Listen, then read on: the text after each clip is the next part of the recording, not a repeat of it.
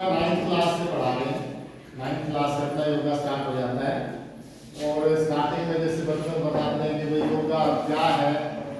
Simple सा है कि लगभग 3000 वर्ष पुराना प्राचीन काल से भारत की ही देन है योगा।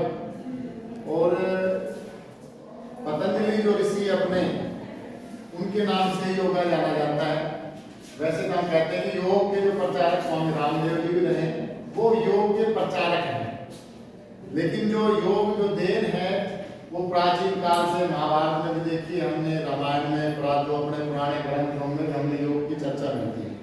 योग के जो है सबको पता है, पतंजलि की अष्टांग योग बोलते हैं, उसमें 8 अंग होते हैं।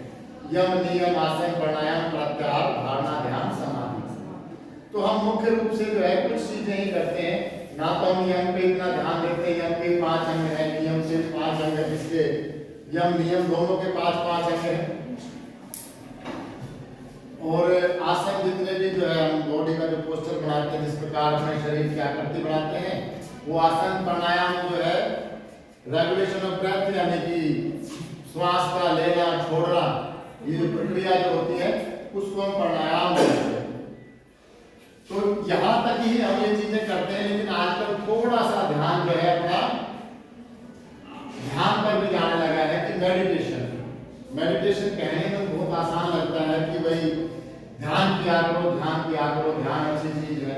लेकिन ध्यान आसान नहीं है, ध्यान बड़ा मुश्किल है। और इसके लिए जो है ना, एक बताते हैं कि ध्यान का जो बेस्ट समय जो बताया है वो मॉर्निंग का सुबह 3 बजे का है, जिसके अंदर जो है वो सबसे बढ़िया बताते हैं।